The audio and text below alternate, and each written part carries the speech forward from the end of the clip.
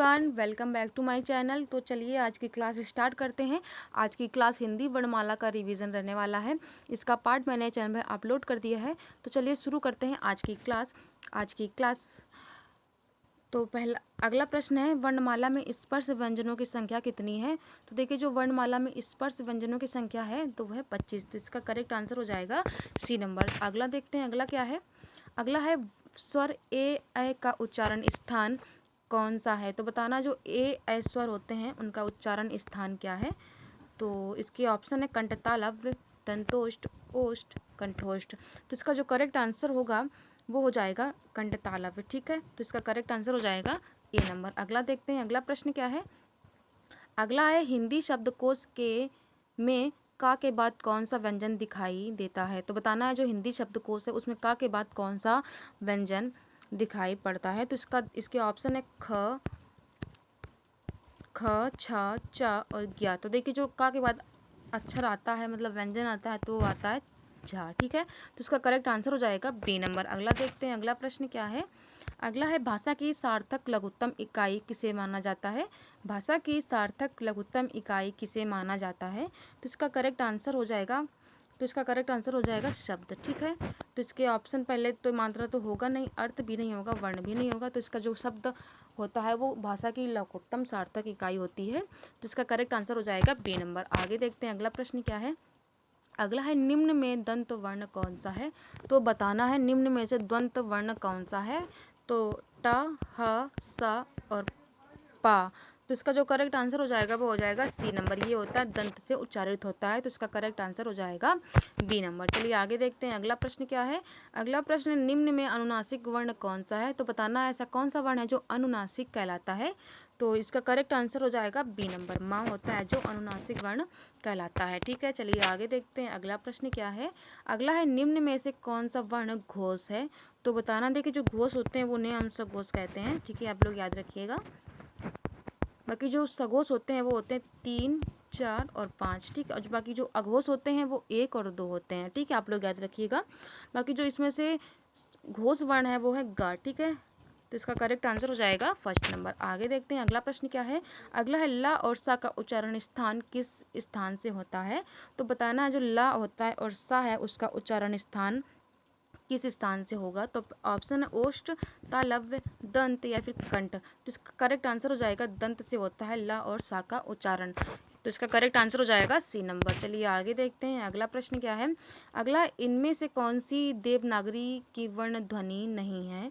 तो बताना इनमें से ऐसी कौन सी ध्वनि है जो देवनागरी वर्ण की नहीं है। काफ़ी इंटरेस्टिंग क्वेश्चन है ये। तो इसका ऑप्शन है कंठ ध्वनि, दंतोष्ठ, ग्रीवा ध्वनि या फिर मूर्धा ध्वनि। तो देखिए, जो इनमें जो इसका करेक्ट आंसर हो जाएगा वो हो जाएगा ग्रीवा ध्वनि होती है जो देवनागरी की वर्ण की ध्वनि नहीं है। बाकी कंठ हो गया, दंतोष्ठ हो गया, बाकी मूर्धा हो गया, ये सब देवनागरी के वर्ण की ध्वनियाँ हैं। ठीक है, आप लोग याद रखिएगा, इसका काफ़ी इंटरेस्टिंग क्वेश्चन है ये।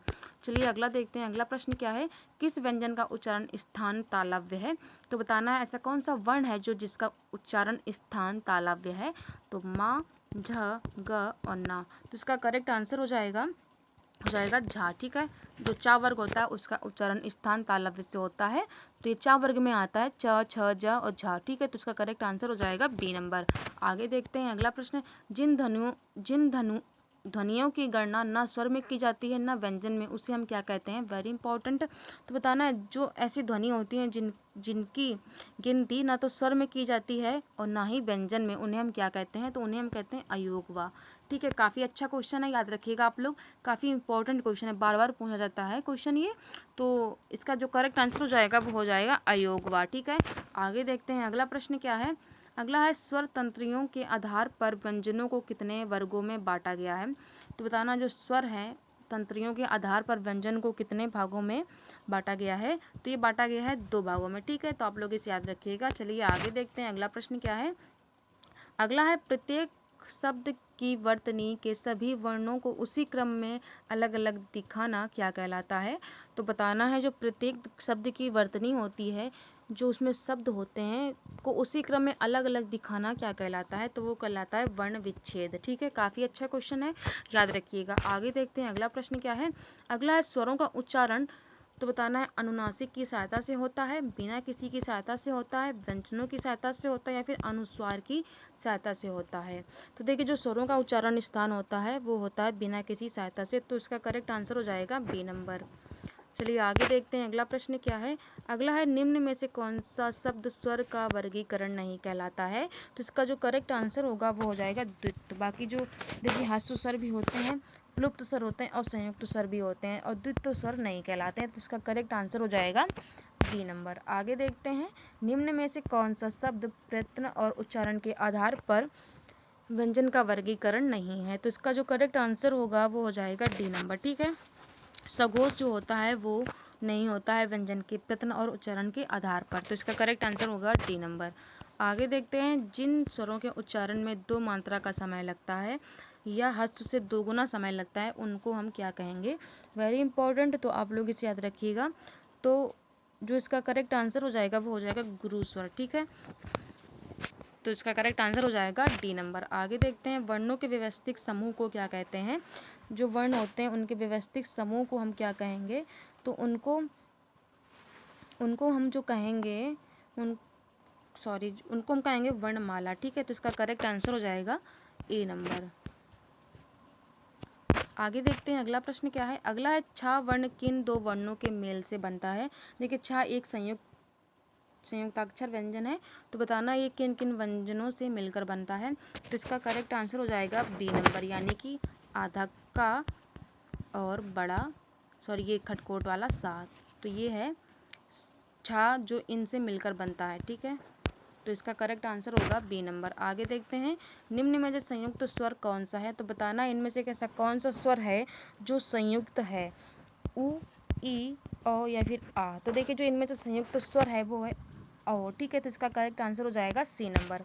चलिए आगे देखते हैं अगला प्रश्न क्या है। अगला है स्पर्श व्यंजन कंठ ध्वनि अघोष और महाप्राण ध्वनि कौन सी है। तो बतानी इनमें से ऐसी कौन सी व्यंजन है जो स्पर्श भी है, कंठ भी है और अघोष भी है और महाप्राण भी है। तो देखिए जो अघोष ध्वनियाँ होती हैं वो 1 और 2 होती हैं, जो महाप्राण होता है वो 2 और 4 होता है। तो देखिए जो इनमें से आ रहा है वो हो जाएगा ए नंबर। खा है जो 2 नंबर पे आता है और महाप्राण 2 नंबर पे आता है। तो इसका करेक्ट आंसर हो जाएगा बी नंबर। तो ये रही आप लोगों के लिए हिंदी की वर्णमाला की प्रैक्टिस। आई होप सो आप लोगों को भी क्लास अच्छी लगी होगी। चलिए मिलती हूँ अगली क्लास में, तब तक के लिए बाय।